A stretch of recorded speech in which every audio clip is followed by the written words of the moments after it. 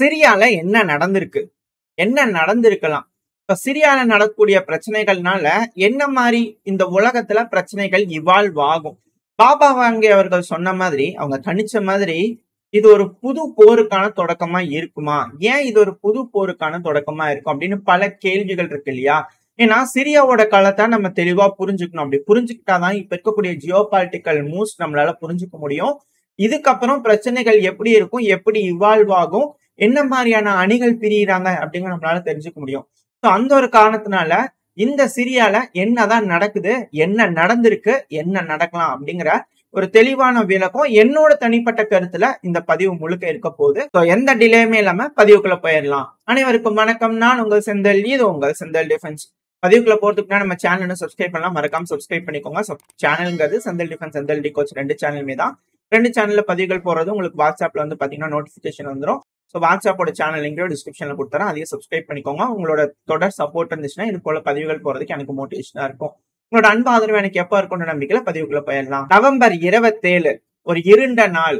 சிரியாவோட ஆசாத் அரசாங்கத்துக்கு ஒரு மிகப்பெரிய இடி காத்துக்கிட்டு இருக்கு. ஏன்னா இட்லிப் பகுதியிலிருந்து ஒரு மிகப்பெரும் போர்ஸ் உள்ள இறங்குறாங்க.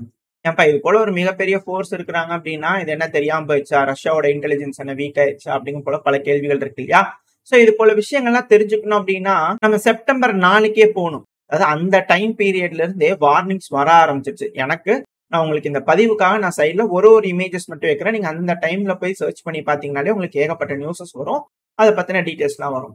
ஸோ இது எதுக்கு நான் இதை பிக் பண்ணிருக்கேன் இந்த நியூஸை அப்படின்னா இதுல தெளிவா போட்டிருப்பாங்க. ஹெச்டிஎஸ் வந்து பாத்தீங்கன்னா ஒரு லார்ஜ் ஸ்கேல் அட்டாக் சிரியா ரெஜிமுக்கு எகெயின்ஸ்டா அட்டாக் பண்றதுக்கு தயாராகிறாங்கன்னு செப்டம்பர் 4 ஒரு வார்னிங் மீடியாக்களே கொடுக்க ஆரம்பிச்சிட்டாங்க. ஸோ இது ஒரு மிகப்பெரிய ஆர்கனைசேஷன், ட்ரைனிங் எடுத்துட்டு இருக்காங்க. ட்ரைனிங் பண்ணக்கூடிய வீடியோஸ்லாம் ஏகப்பட்டது ரிலீஸ் ஆயிருந்தது அந்த டைம் பீரியட்ல. ஸோ எல்லாத்துக்கும் தெரியும் இந்த இடத்துல மிக பெரும் பிரச்சனை ஆரம்பிக்கும் போகுது அப்படிங்கிறது போல. சரி, ஓகே, இதை கூட விட்டுறலாம். அடுத்த வந்து பாத்தீங்கன்னா நவம்பர் 13 இந்த டைம்ல ஒரு செய்தி வெளியாகுது. ஒரு large scale attack opposition force எல்லாம் வந்து பாத்தீங்கன்னா அட்டாக் பண்றதுக்கு தயாராகிறாங்கன்னா அல் ஜசீரா தரப்புல இருந்து வந்திருக்கு. இதெல்லாம் வந்து வேரியேஷன்ஸ். நான் இது வந்து பேச பேச உங்களுக்கு எக்ஸாக்டா புரிய ஆரம்பிக்கும் என்ன நடந்திருக்கு, எது நடந்திருக்கு அப்படிங்கிறது போல. ஸோ செப்டம்பர் மாசத்துலயும் உங்களுக்கு ஒரு வார்னிங் கிடைச்சிருக்கு. நவம்பர்ல இந்த பிரச்சனை ஆரம்பிக்கிறதுக்கு முன்னாடி வார்னிங் கிடைச்சிருக்கு. இது எல்லாமே தெரிஞ்சிருக்கு. இதெல்லாம் தெரிஞ்சுக்கிட்டதுக்கு அப்புறமா நம்ம கூட அந்த டைம் பீரியட்ல செய்திகள் போடும்போது தொடர்ந்து பாக்குறவங்களுக்கு தெரிஞ்சிருக்கும், சொல்லியிருப்போம். இது போல இட்லிக்குள்ள வந்து பாத்தீங்கன்னா இருக்கக்கூடிய மக்களை இவாக்குவேட் பண்ண சொல்லி ஆர்டர்ஸ் வந்திருக்கு. மக்கள் எல்லாத்தையும் இவாக்குவேட் பண்றாங்க அப்படிங்கிறது போல. ரெண்டாவது ரஷ்யா அங்க ஏர் ஸ்ட்ரைக் பண்றாங்க. ரெண்டாவது ட்ரோன் ஸ்ட்ரைக் பண்றாங்க. 50க்கும் மேற்பட்ட ட்ரோன் ஸ்ட்ரைக் பண்ணிருக்காங்க. ரஷ்யா ஏர் ஸ்ட்ரைக் பண்ணிருக்காங்க. அதுக்கான நியூஸஸ்ல சைல அட்டாச் பண்றேன். ட்ரோன் ஸ்ட்ரைக் பண்ணிருக்காங்கன்ற வீடியோஸ், அது ஒரு கார் மாதிரி போயிட்டு இருக்கும். அதுல நிறைய சிவிலியன்ஸ் மாதிரி இருப்பாங்க. அதுல போய் அடிச்சு வெடிக்கும் அவங்க இருக்கிறவங்களா தெரிப்பாங்க. ஸோ அந்த மாதிரி வீடியோஸ் நம்ம பார்த்துருப்போம். இருந்துச்சுன்னா திருப்பி நான் பிளே பண்றேன். அப்படி இல்லைன்னா அந்த டைம்ல பார்த்துட்டு இருக்கிறவங்களுக்கு தெரிய ஆரம்பிக்கும்.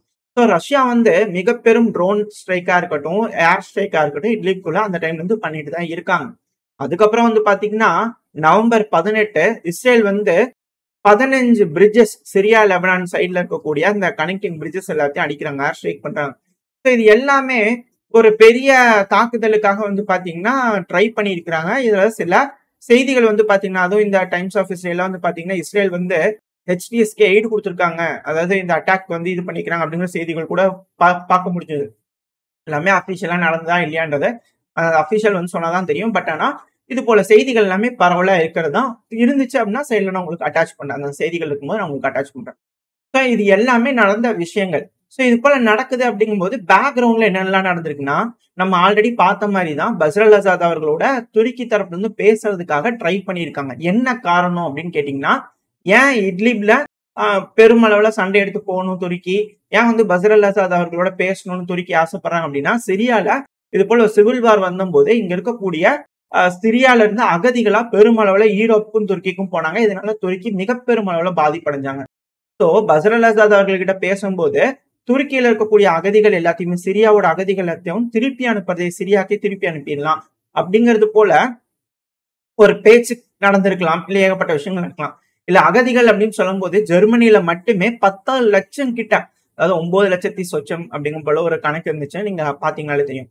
ஸோ 9 லட்சத்தி சொச்சம் பேர்த்துக்கிட்ட வந்து பாத்தீங்கன்னா தோராயமா 10 லட்சம் வச்சுக்கோங்களேன். அகதிகள் வந்து ஜெர்மனியில இருக்காங்க. இது போல யூரோப்பியன் யூனியன் முழுசுமே சிரியால இருந்து போயிருக்காங்க அகதிகள்.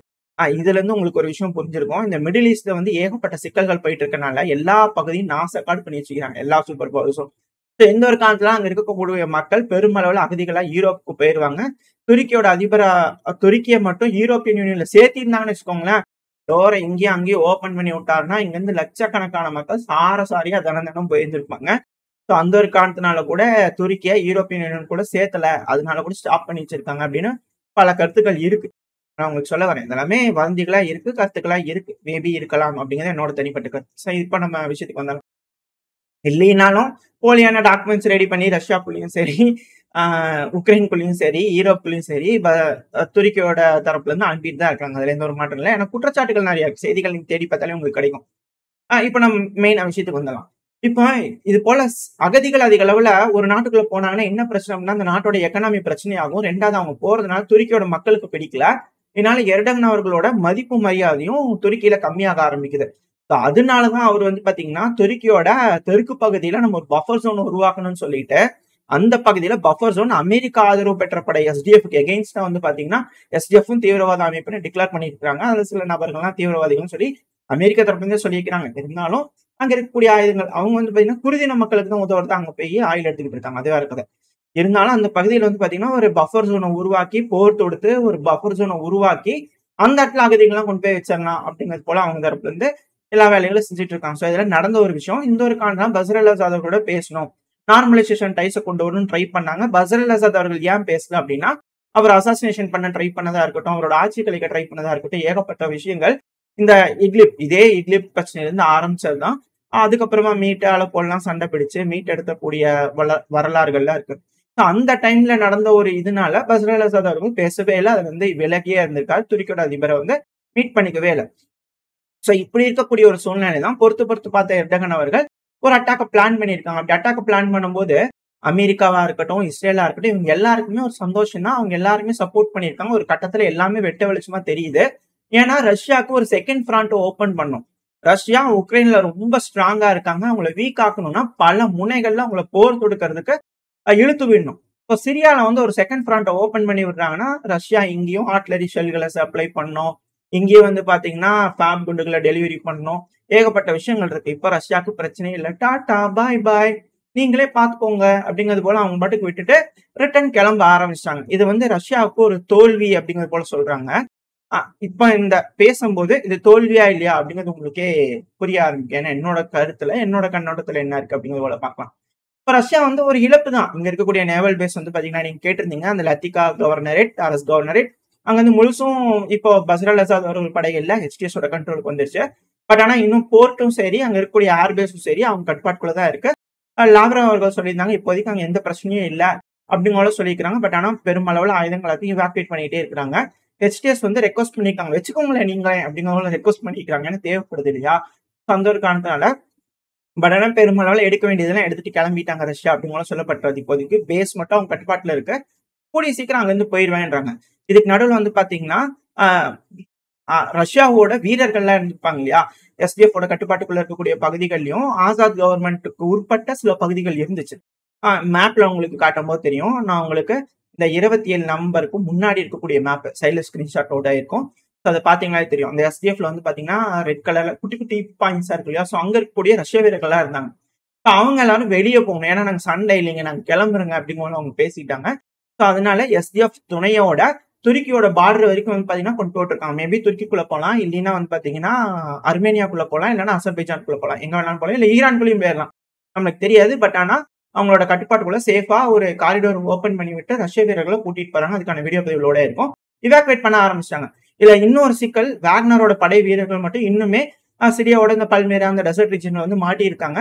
ஸோ அவங்களை மட்டும் மீட்டு எடுக்கணும் ரஷ்யா தரப்பு இருந்து. ஸோ அதுக்கான பேச்சுவார்த்தைகள் அடிபட்டுக்கிட்டு இருக்கு அப்படிங்கிற சொல்லப்பட்டு வருது. ஸோ அவங்களே மீட் எடுத்துட்டாங்கன்னா ரஷ்யா பிரச்சனை இல்லை. இப்போ ஈரானை ஸ்ட்ரென்தன் பண்ண வேண்டிய கட்டாயத்துல ரஷ்யா இருக்காங்க. அங்க உள்கட்டமைப்பு ஏகப்பட்ட வேலைகள் இருக்கு. இங்க இருந்து இவாக்குவேட் ஆகுறாங்கன்னா டாடா சொல்லிட்டு போய் நாங்க ஈரானை கொஞ்சம் வேலை இருக்குங்க, அங்க போய் நாங்க பாத்துக்கணும் அப்படிங்கிறது மேல மேபி ரஷ்யா வந்து பாத்தீங்கன்னா இங்க இருக்கக்கூடிய வீரர்களை ரீடைரக்ட் பண்ணி இங்க இருக்கக்கூடிய ஏர்போர்ஸ் எல்லாம் வச்சிருந்தாங்க. ஸோ இது எல்லாத்தையுமே இனிமேல ஈரானுக்கு சப்போர்ட்டிவா வேணுங்கிற இதுக்கெல்லாம் பண்ணிக்கலாம். இப்போதைக்கு ஒரு ஆக்டிவான ஒரு போர் போயிட்டு இருக்கனால மேபி உள்நாட்டுக்கே கூப்பிட்டுக்கிட்டு இப்போ ஒரு புதுசா ஒரு தெம்பு கிடைச்ச மாதிரி இருக்கும். நான் இந்த இடத்துல இத்தனை நாளா வந்து செலவாயிட்டு இருந்தது. 5000 வீரர்கள் தான் இருந்ததா கணக்கு இருந்தது. வேக்னரோட படை வீரர்கள் அது தனி கணக்கு. அஃபிஷியலா ரஷ்யாவோட ராணுவ வீரர்கள் 5000 பேர் இருந்திருக்காங்க. இப்ப அவங்க உள்ள ரிட்டர்ன் வராங்க. அது கூட வந்து பார்த்தீங்கன்னா, இப்போ வேக்னர் படை வீரர்கள்லாம் இருக்காங்க.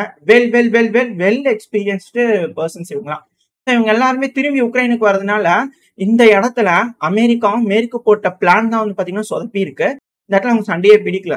ஸோ இங்க ஒரு ஃப்ராண்ட்ட ஓப்பன் பண்ணணும்னு நினைச்சிருப்பாங்க இல்லையா? ஸோ அது வந்து கம்ப்ளீட் ஃபெயிலியர் ஆயிடுச்சு. இங்க ஒரு வெற்றிடம் ஆயிடுச்சு. ஸோ இங்க ஒரு வெற்றிடம் ஆனதுனால துருக்கிக்கு ரொம்ப ஈஸியா போயிடுச்சு. அவங்களோட ட்ரூப்ஸ் வந்து பாத்தீங்கன்னா அலப்போக்குல எல்லாம் டிப்ளாய் பண்ண ஆரம்பிச்சிட்டாங்க.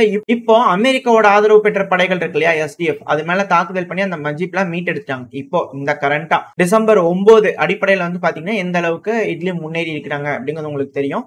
அந்த மன்பிஜ் இருக்கு இல்லையா, சோ எல்லாம் மீட் எடுத்துட்டாங்க, அவங்களோட கட்பாட்டுல கொண்டு வந்துட்டாங்க. இதுக்கு நடுவுல வந்து பாத்தீங்கன்னா அமெரிக்காவோட ஜேக் சுலைமான் அவர்கள் இருக்கா இல்லையா, அவங்க தரப்பு எல்லாம் கூப்பிட்டு பேசியிருக்காங்க துருக்கி கிட்ட. பாருங்க, யுபேட்டஸ் ரிவர், அந்த ரிவர் ஓடிட்டு இருக்கு இல்லையா, சோ அந்த ரிவர் தாண்டி வரக்கூடாது அப்படிங்கிற போல வார்னிங் எல்லாம் கொடுத்திருக்காங்க.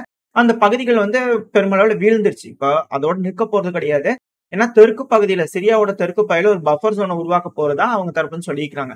இல்ல ஏகப்பட்ட படை பிரிவுகள்லாம் இருக்கு. இதுக்கப்புறம் என்ன நடக்கும் அப்படிங்கறத நம்ம பார்க்கும்போது அதெல்லாம் லைனா பார்க்க ஆரம்பிக்கலாம். ஆனா இப்போதைக்கு நான் சொல்ல வர்றது என்னன்னா, இந்த இடத்துல ரஷ்யாவுக்கு ஒரு ஃப்ராண்ட்டை ஓபன் பண்ண வைக்கணும் அப்படிங்கும் போல யோசிச்சிருக்காங்க. ஆனா ரஷ்யா சண்டையே பிடிக்காம இங்க இருந்து டாடா பை பை சொல்லிட்டு கிளம்பிட்டாங்க. இது மேற்குக்கு ஒரு பேர் அதிர்ச்சியா தான் இருக்கும்.